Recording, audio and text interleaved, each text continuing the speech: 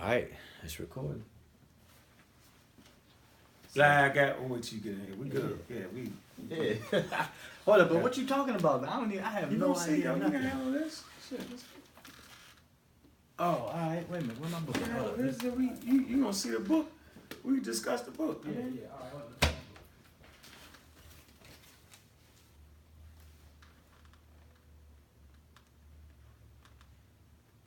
You grab it? No.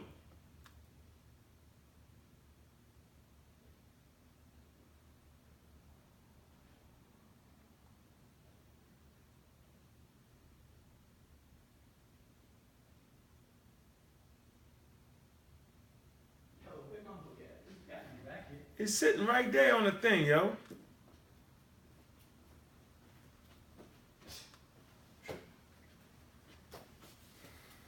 I'm tripping.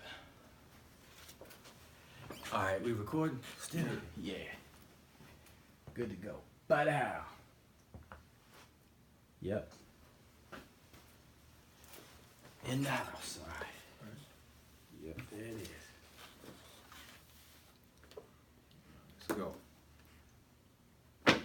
Black African power. What's good? What's happening?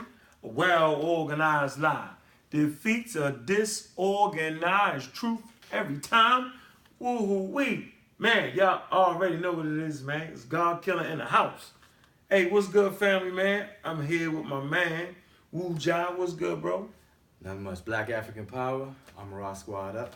Ready to get into Yeah, we got nice some books. discussion. Yeah, we got some books, man. We're gonna do this off the top out here, basically. We just got some books, and we're gonna see what comes to mind with the books, so we can kind of get into the study, and it's just very, very important.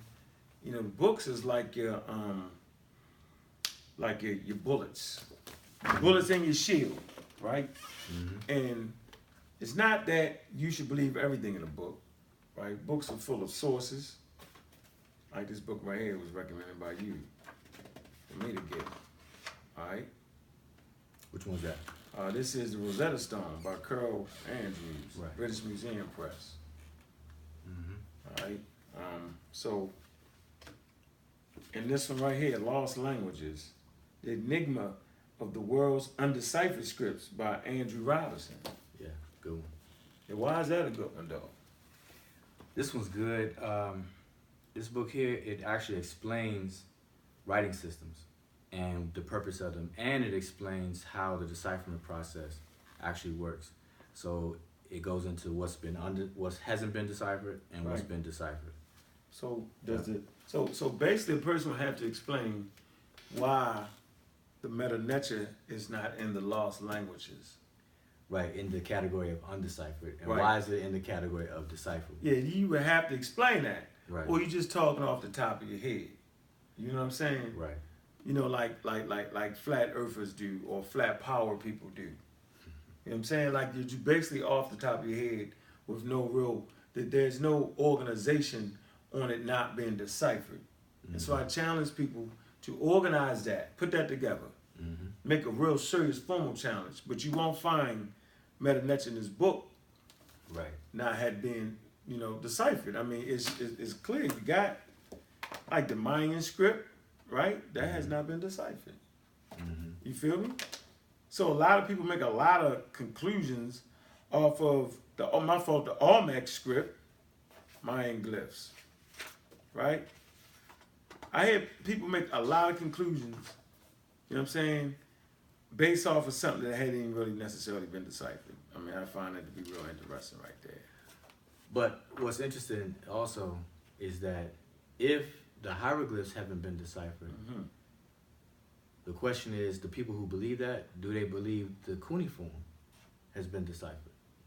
Right. Because you know, one of the questions is, how can you put a sound to a symbol?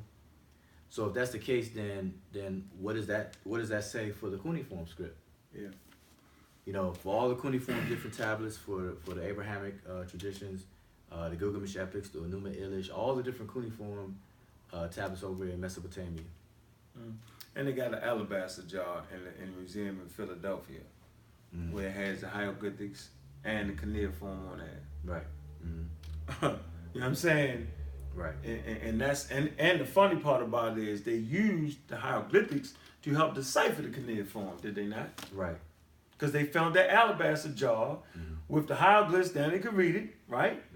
And they understood that, okay, man, we could read that, then we can, if you can read that, the same thing on the Rosetta Stone. If you can read that, then you can read that.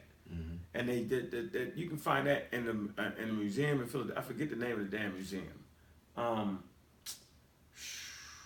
Boy, you wasn't there on that trip with us. No, you wasn't. I forget the name of it. We can go. We'll find it and just put it. We'll find it. Yeah, we'll find the alabaster thing and put it up for you. But yeah, that's interesting here, man. So I like to read this real quick, right? In the forward kind of gives you some interesting things, right? And where's that from? This is from the Rosetta Stone. All right. Name of the book. All right.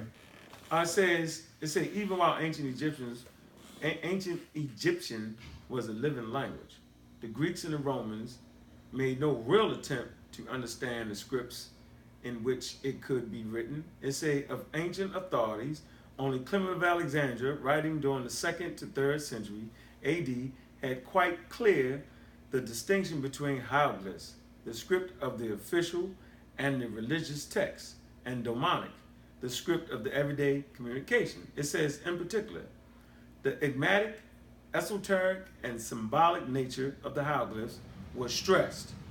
Kircher demonic held no interest to compare with the pictorial script in the eyes of the classical writers. Pay attention.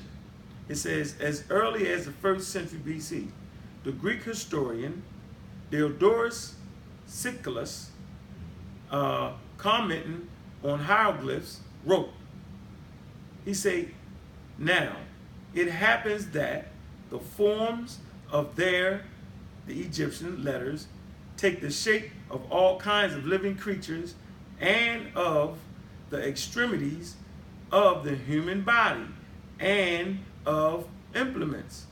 For their writing does not express the intended idea by the combination of syllables, one with another, but by the outward appearance of what has been copied, and by the metaphorical meaning expressed upon the memory by practice. Now, this is the same thing that the tomfoolery individuals always express, this idea right here, right?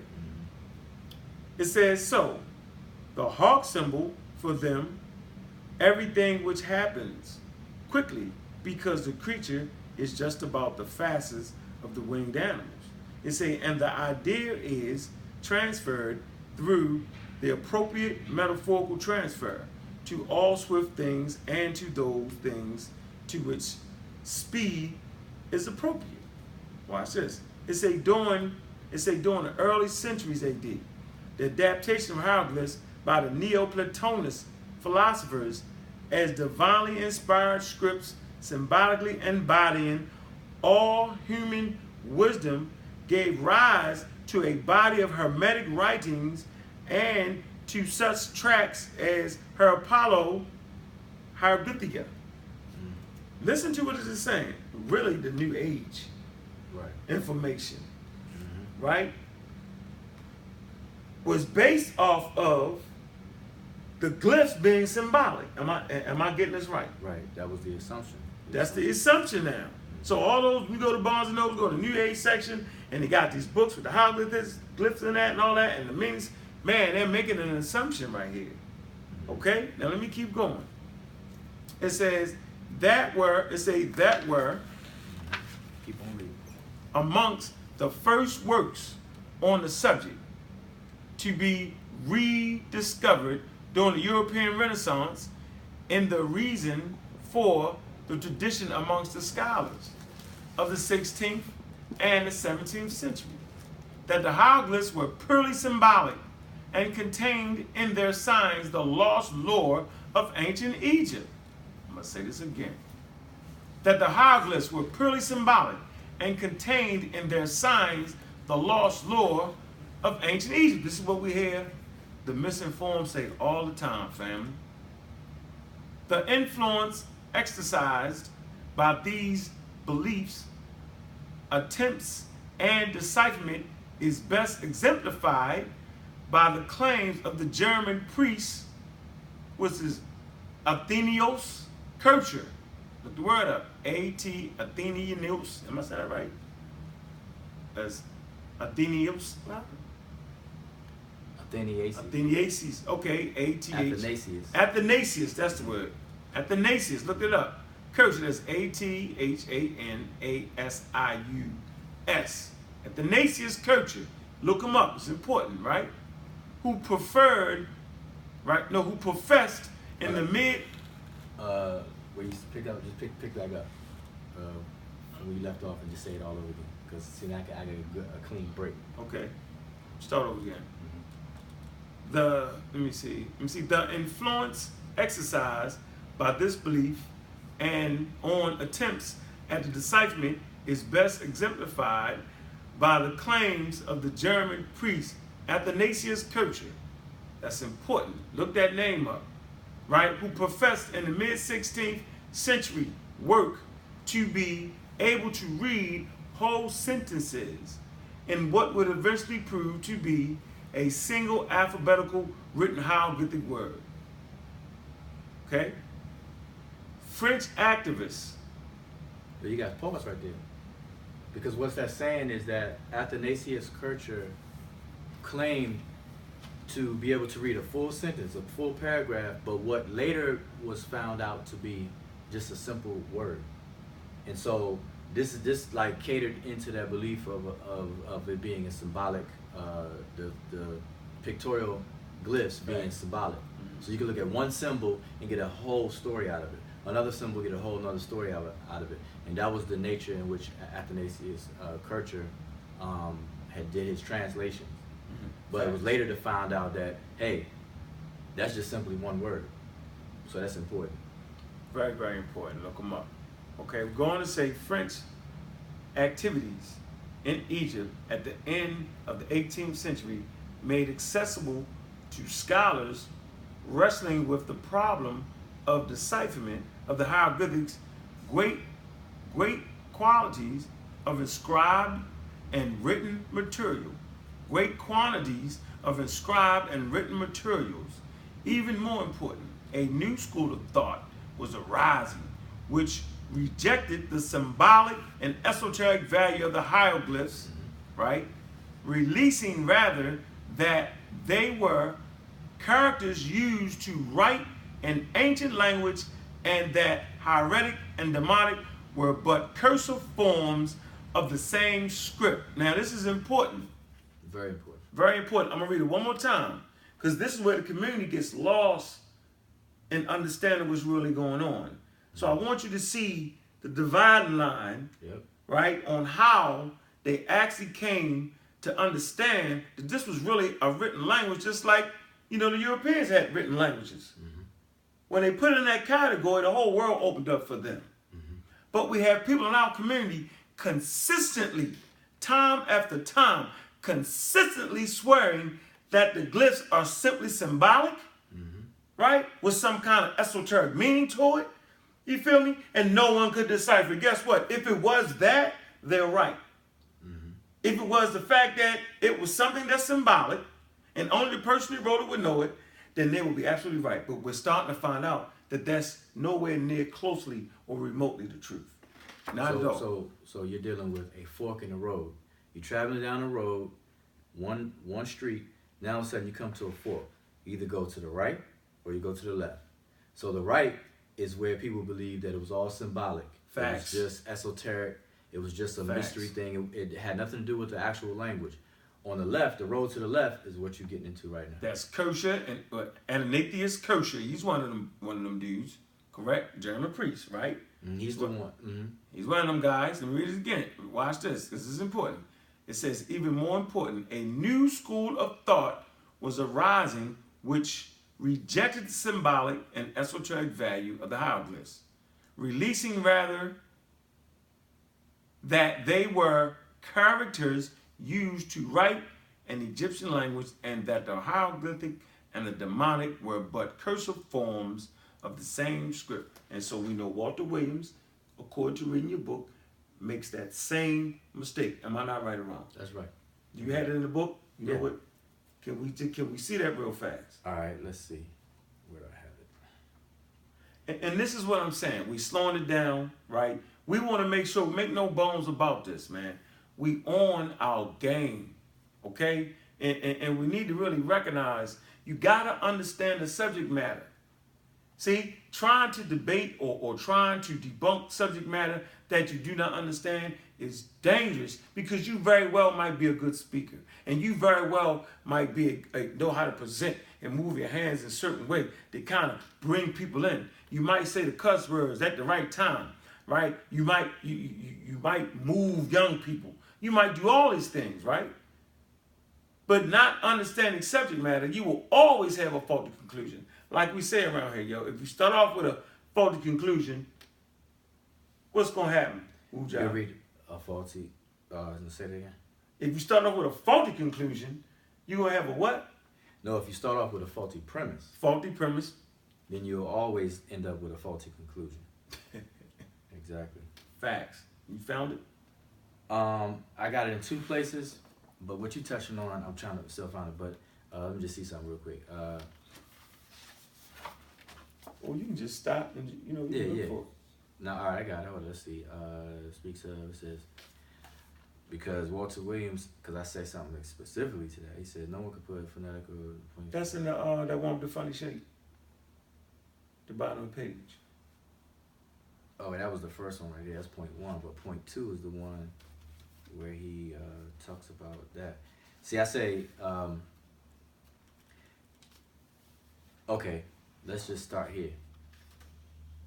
This is a gentleman by the name of John Zetzes from 1110 AD to 1180 AD. He speaks of Homer and says, now Homer says this as he was accurately instructed in all learning by means of the symbolic Ethiopian characters. For the Ethiopians did not use alphabetic characters, but depict animals of all sorts instead, and limbs and members of these animals, for the sacred scribes in former times desired to conceal their opinion about the nature of the gods, and therefore handed all this down to their own children by allegorical methods and the aforesaid symbols and characters, as the sacred scribe Sheramon says.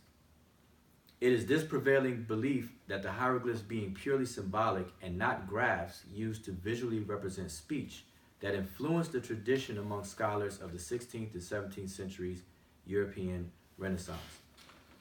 In the 17th century CE, scholars firmly believed the hieroglyphs to be magical symbols, which was encouraged through the work of Athanasius Kircher that you mentioned, a German Jesuit scholar and polymath who made attempts to translate the hieroglyphs symbolically, all resulting in error. Kircher took his lead from the early Greek writers who had also failed to understand the meaning of the hieroglyphs and believed they were symbols. Taking their interpretation as fact instead of conjecture, Kircher insisted on an interpretation where each symbol represented a concept. For example, Kircher translated a frequently occurring phrase in Egyptian, which is, the phrase is Jed Medu in Wasir, which we know to mean words spoken by Wasir, Wasir being Osiris. And Kircher translated that. Now, I just said it, Jed Medu in Wasir, which means words spoken by Osiris or Wasir. Kircher translated as, the treachery of Typhoon ends at the throne of Isis. The moisture of nature is guarded by the vigilance of Anubis. Now, how did he get that from words spoken by Wasir? And how he got it was because he was translating each symbol to represent a concept only.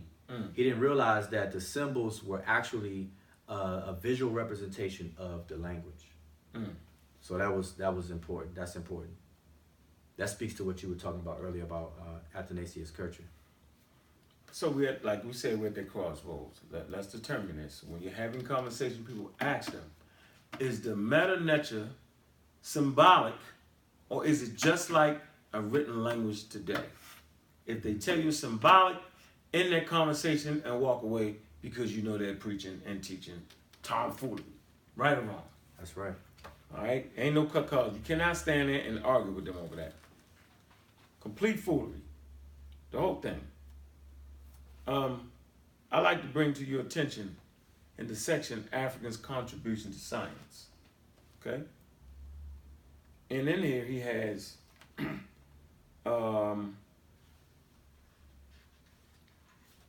mathematical problems, trigonometry. Okay, he said the Egyptians knew how to calculate the slope of the pyramid from the usual trigonometric lines, such as tangent, cotangent, as by exercise 56 to 60 on the Rhine Mathematical Papyrus, right? If the Medu Neter had not been deciphered, How would you know? how would you know? Exactly. How would Diaz, one of the greatest minds that we have in this community, even write this book? A work that absolutely challenged European academia. How could we do that, brother, like that? Without having verifiable evidence to the contrary. You know what I'm saying? Like, so you mean to tell me we just been reading this material the whole time and Diop's made it up? We talking about Diop's. We talking about recognized by the whole planet. You know what I'm saying? Being authority on said subjects, man. We talking about a brother that had his own lab. Remember, he one of the first people that actually tested the melanin count. They don't even do that no more in the mummies. His shit was so thorough, they had to say, man, in the conclusion, they say, man, they shit was more thorough. Him and Diaz was more thorough than anybody. So you mean to tell me they was that thorough, but yet missed that? They missed the fact that Medu Neter had not been deciphered? Right. It's mind-boggling. I mean, it's totally mind-boggling. Surface of a spear. Okay, Egyptian research, the eclipse, the calculation of the surface. I mean, come on, man, reproduction of the eclipse drawn on the wall of the temple at Luxor. This wall was built under Ramses III. You know what? I'm not even gonna show this because now we just beat up the flat earthers. I'm not even gonna bring that out. So if you're a flat earth or a flat power and you can't read the glyphs, sit down. Go ahead, you wanna add something to that? Just kind of go back to the other point, you know, when we reached that fork in the road, dealing with the language and the writing system.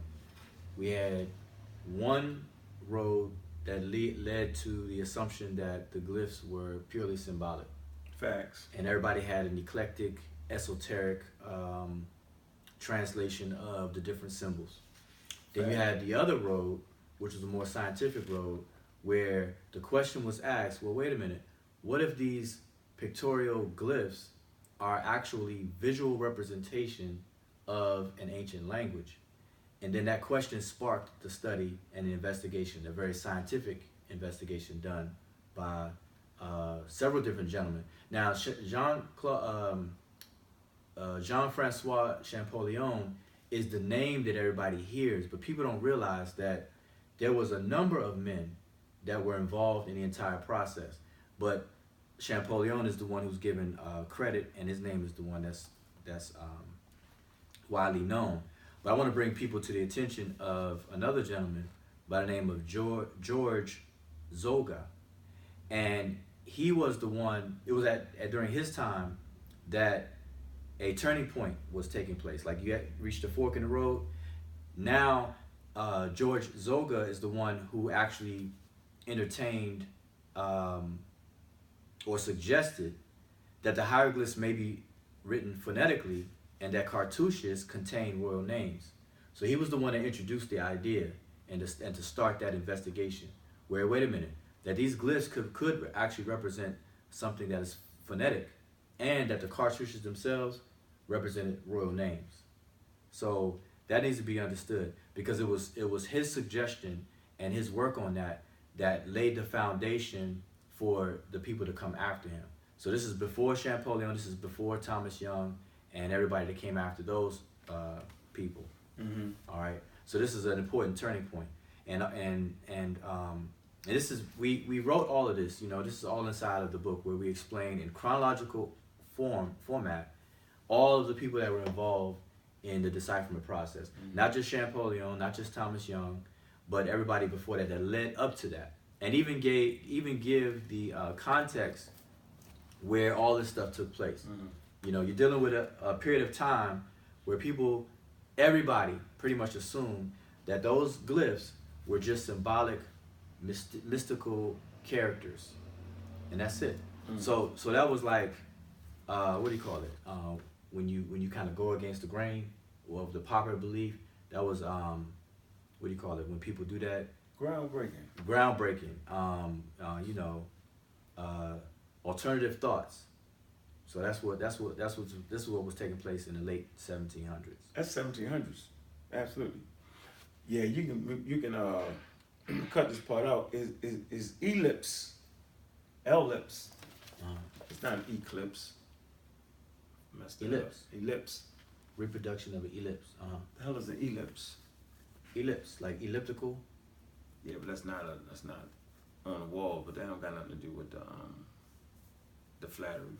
Oh, you said that earlier. Yeah. Okay, we can take that. All right. Yeah. No problem. The ellipse on the temple. Hold on. Where are we? Because we kind of jumped from the fork of the road. That's what I was trying to stick back to. Yeah, we was on the fork of the road. We kind of hit that, and I just went through the book to show where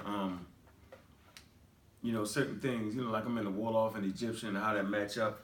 There's only one way to know that. If the shit ain't deciphered, how is it matching up to Wolof terms and shit? Yeah, we was right there on no, we finished with that. I read that part. We finished that. Okay.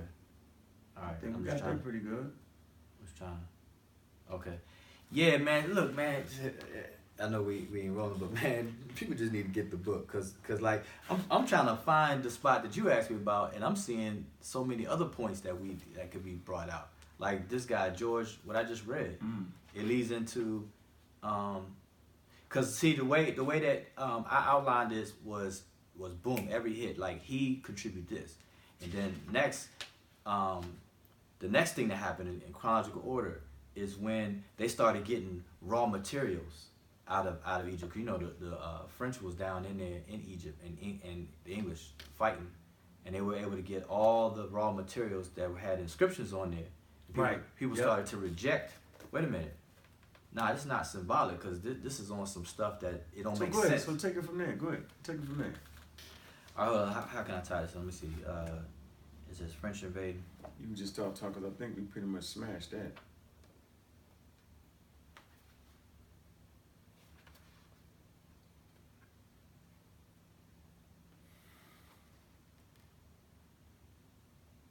Okay. And he said she got my eyes watering. Nah, you know what though? I was sitting here and I'm blinking, and we can't do this. This shit ain't gonna work. Yeah, we're gonna have to discuss that with the brother. All right, so you ready? Yeah. I know my eyes probably red. Your eyes look red. I know mine. Probably red. I was wondering that shit was gonna start creeping up on you. Yeah, but I don't smell it. It's just it's affecting my. I'm blinking a lot. Just noticed that. All right, so here we go. So hold up. So I'm trying to pick up where you left off at though, because I left off at the fact that if something couldn't be deciphered, if it wasn't deciphered, you know, like how would they know that they had geometry and all that?